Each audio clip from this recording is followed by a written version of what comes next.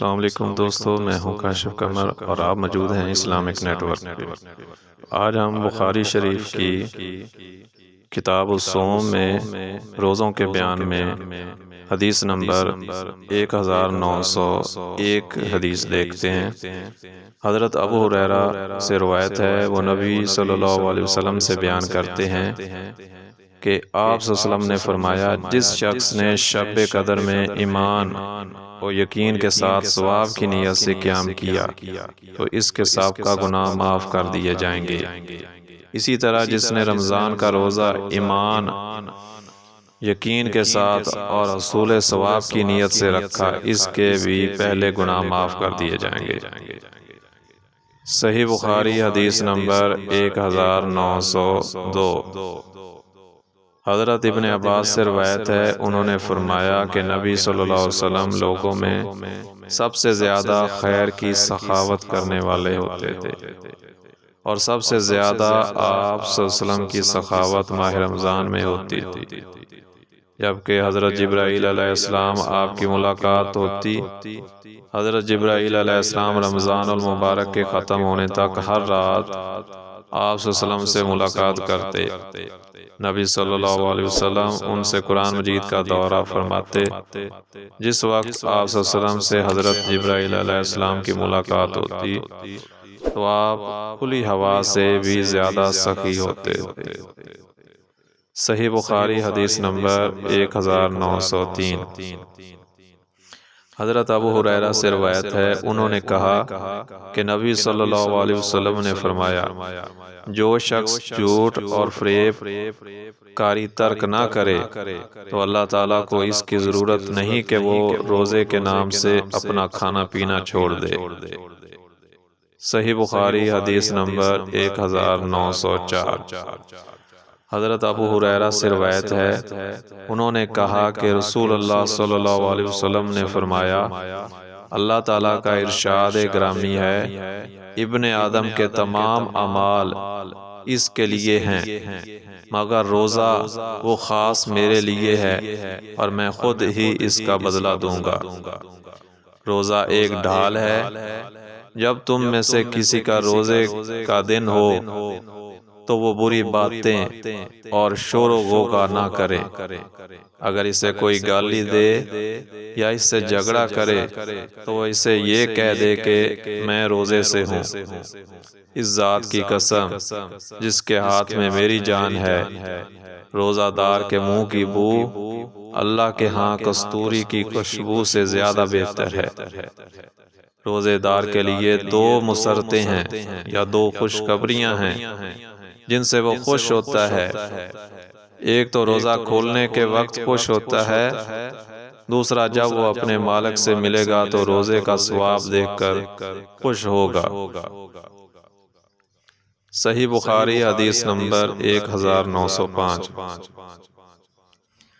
حضرت عبداللہ بن مسعود سے روایت ہے، انہوں نے کہا کہ ہم نبی صلی اللہ علیہ وسلم کے ہمراہ تھے کہ آپ صلی اللہ علیہ وسلم نے فرمایا، جو شخص نکاح کی قدرت رکھتا ہو وہ ضرور شادی کرے، کیونکہ یہ نگاہ کو نیچا کرتی ہے اور بدکاری سے بچاتی ہے، اور جو شخص اس کی قدرت نہ رکھتا ہو تو وہ روزے رکھے، کیونکہ روزہ شہوت کو توڑنے والا ہے۔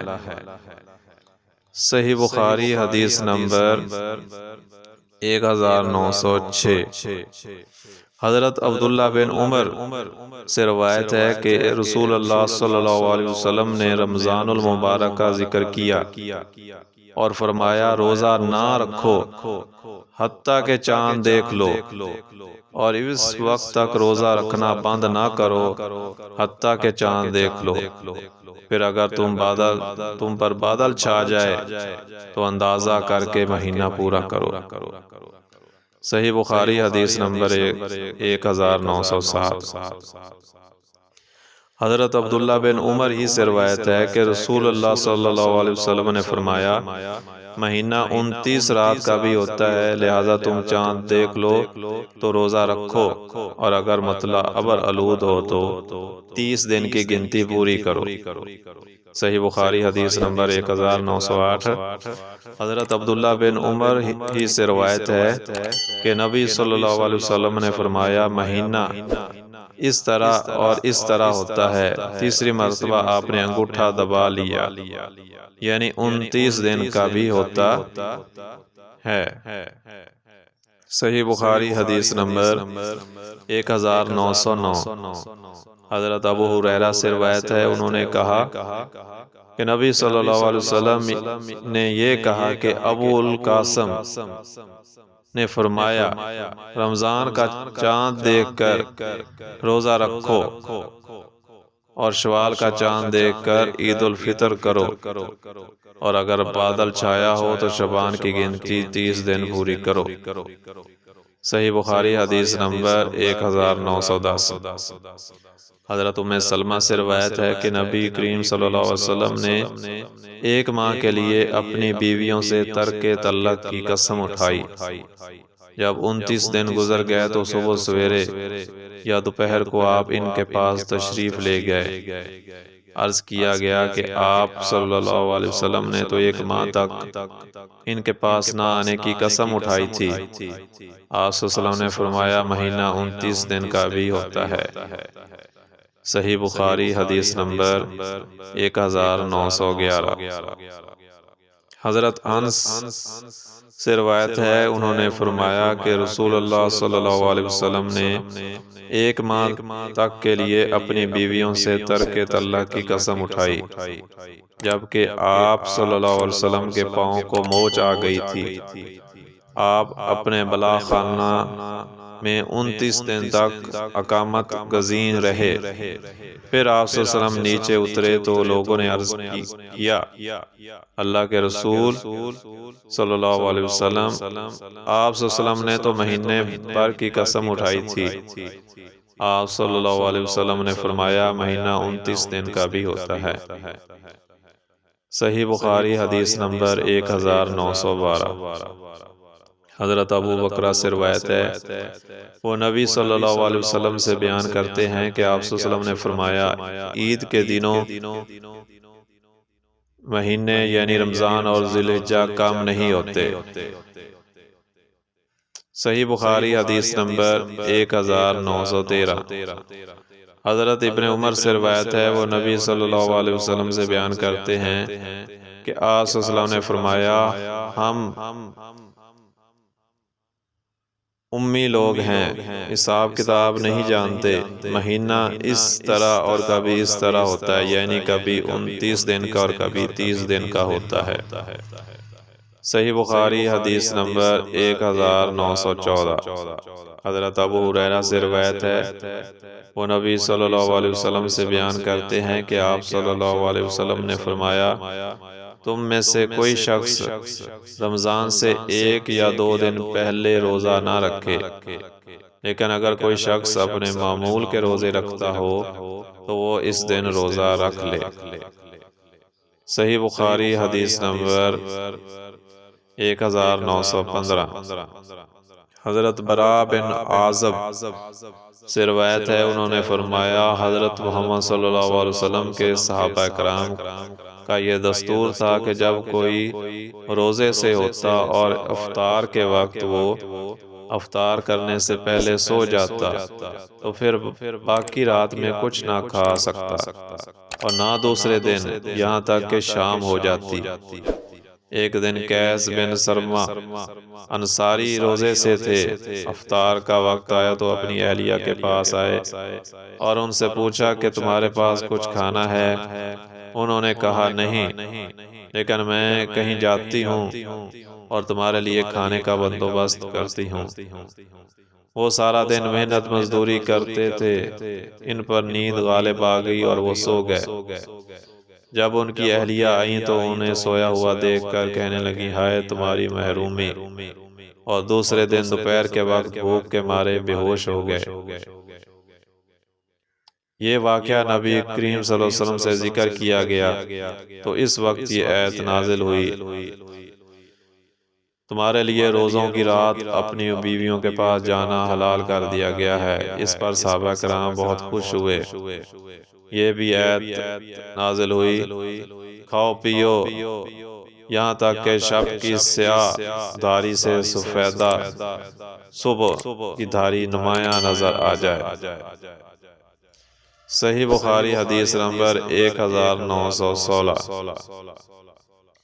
حضرت عدی بن حاتم سے روایت ہے، انہوں نے فرمایا کہ جب یہ آیت نازل ہوئی کہ کھاؤ پیو یہاں تک کہ تمہارے لیے سفید دھاگا سیاہ دھاگے سے نمایاں ہو جائے، تو میں نے ایک سیاہ اور ایک سفید رسی لی، پھر ان دونوں کو اپنے تکیے کے نیچے رکھ لیا اور رات کو اٹھ کر ان کو دیکھتا رہا، لیکن مجھے کچھ معلوم نہ ہو سکا۔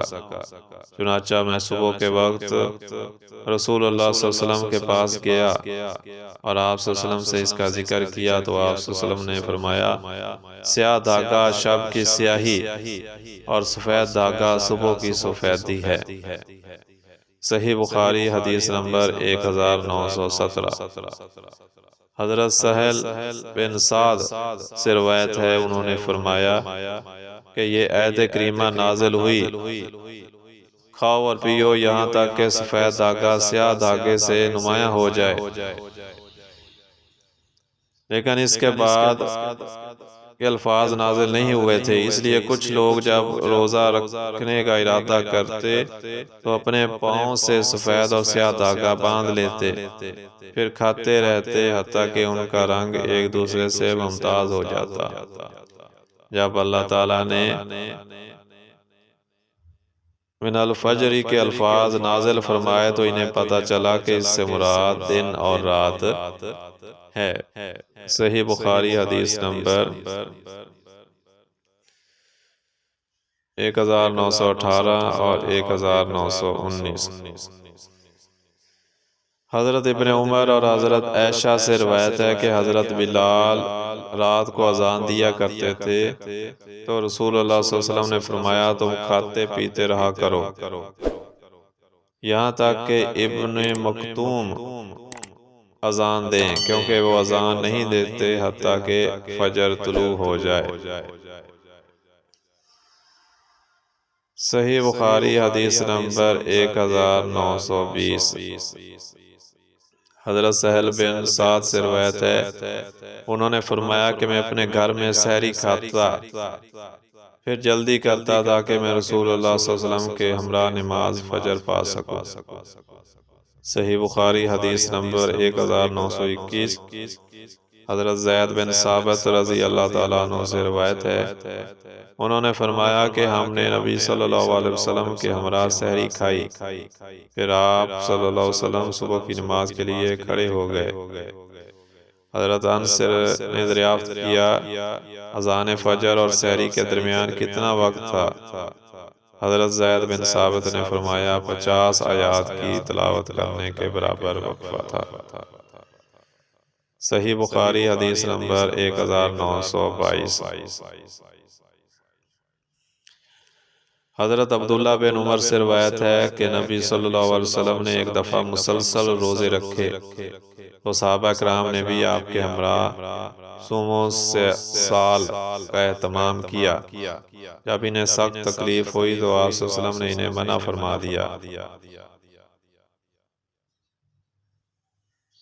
انہوں نے عرض کیا، آپ بھی تو پے در پے روزے رکھتے ہیں۔ آپ صلی اللہ علیہ وسلم نے فرمایا، میں تمہاری طرح نہیں ہوں، مجھے تو برابر کھلایا اور پلایا جاتا ہے۔ صحیح بخاری حدیث نمبر 1923۔ حضرت انس سے روایت ہے، انہوں نے کہا کہ نبی صلی اللہ علیہ وسلم نے فرمایا، سحری کھایا کرو کیونکہ سحری میں برکت ہوتی ہے۔ صحیح بخاری حدیث نمبر 1924۔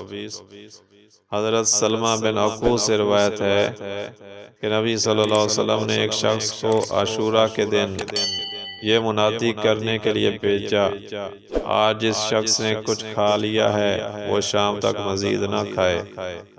یعنی وہ روزہ مکمل کرے، یا فرمایا وہ روزہ رکھے اور جس نے نہیں کھایا وہ شام تک کچھ نہ کھائے۔ صحیح بخاری حدیث نمبر 1925 اور 1926۔ حضرت ابو بکر بن عبد الرحمن سے روایت ہے، انہوں نے کہا کہ میں اور میرے والد حضرت عائشہ اور حضرت ام سلمہ کی خدمت میں حاضر ہوئے۔ دوسری سند کے ساتھ یہ ہے کہ عبد الرحمن نے مروان بن حکم کو حضرت عائشہ اور حضرت ام سلمہ کے حوالے سے بتایا کہ رسول اللہ صلی اللہ علیہ وسلم بعض اوقات بیویوں کی مقاربت کی وجہ سے صبح تک بحالت جنابت رہتے، پھر غسل کرتے اور روزہ رکھ لیتے۔ مروان نے عبد الرحمن بن حارث سے کہا، میں تجھے اللہ کی قسم دیتا ہوں یہ حدیث حضرت ابو ہریرہ کو واضح طور پر سنا دو۔ مروان اس وقت مدینہ طیبہ کا گورنر تھا۔ راوی حدیث ابو بکر کہتے ہیں کہ حضرت عبد الرحمن نے اس بات کو پسند نہ کیا، پھر ہم اتفاق سے ذوالحلیفہ میں اکٹھے ہوئے۔ حضرت ابو ہریرہ کی وہاں زمین تھی۔ اس وقت عبد الرحمن بن حارث نے حضرت ابو ہریرہ سے کہا، میں آپ سے ایک بات ذکر کرتا ہوں، اگر اس کے متعلق مروان نے مجھے قسم نہ دی ہوتی تو میں تم سے اس کا ذکر نہ کرتا۔ چنانچہ انہوں نے ام المومنین حضرت عائشہ اور ام المومنین حضرت ام سلمہ کا قول ذکر کیا تو حضرت ابو ہریرہ نے فرمایا، مجھے فضل بن عباس نے اسی طرح خبر دی تھی اور وہ زیادہ جانتے تھے۔ حضرت ابو ہریرہ سے ایک روایت ہے کہ نبی صلی اللہ علیہ وسلم ایسے حالات میں روزہ افطار کر دینے کا حکم دیتے تھے۔ امام بخاری فرماتے ہیں کہ اس سلسلے میں پہلی روایت زیادہ مستند ہے۔ صحیح بخاری حدیث نمبر 1927۔ حضرت عائشہ رضی اللہ تعالیٰ عنہا سے روایت ہے، انہوں نے فرمایا کہ نبی صلی اللہ علیہ وسلم روزے کی حالت میں کبھی بوسہ دیتے اور کبھی اپنا بدن میرے بدن سے لگا لیتے، مگر وہ اپنی خواہش پر تم سے زیادہ قابو یافتہ تھے۔ صحیح بخاری حدیث نمبر 1928۔ حضرت عائشہ رضی اللہ تعالیٰ عنہ سے روایت ہے، انہوں نے فرمایا کہ رسول اللہ صلی اللہ علیہ وسلم روزے کی حالت میں اپنی کسی بیوی کو بوسہ دیتے تھے، پھر وہ خود ہی ہنس پڑی۔ صحیح بخاری حدیث نمبر 1929۔ حضرت ام سلمہ سے روایت ہے، انہوں نے فرمایا کہ میں رسول اللہ صلی اللہ علیہ وسلم کے ہمراہ ایک منکش چادر میں تھی کہ مجھے حیض آنے لگا۔ میں جلدی سے نکل گئی اور حیض کے کپڑے پہن لیے تو رسول اللہ صلی اللہ علیہ وسلم نے فرمایا، تمہیں کیا ہو گیا ہے؟ کیا تمہیں حیض آنے لگا ہے؟ میں نے عرض کیا، جی ہاں۔ پھر میں آپ صلی اللہ علیہ وسلم کے ساتھ چادر میں داخل ہو گئی۔ نیز وہ اور رسول اللہ صلی اللہ علیہ وسلم ایک ہی برتن میں غسل کر لیتے اور آپ صلی اللہ علیہ وسلم ان کو بوسہ دیتے، حالانکہ آپ روزے سے ہوتے۔ صحیح بخاری حدیث نمبر 1930۔ حضرت عائشہ رضی اللہ تعالیٰ عنہ سے روایت ہے، انہوں نے فرمایا کہ نبی صلی اللہ علیہ وسلم کو رمضان المبارک میں احتلام کے بغیر صبح کے وقت غسل کرنے کی ضرورت ہوتی تو آپ غسل فرماتے اور روزہ رکھتے۔ صحیح بخاری حدیث نمبر 1931۔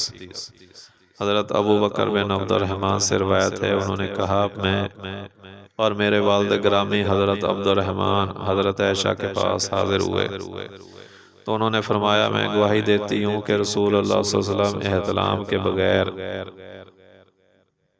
جماع سے بحالت جنابت صبح کرتے، پھر روزہ رکھتے۔ صحیح بخاری حدیث نمبر 1932۔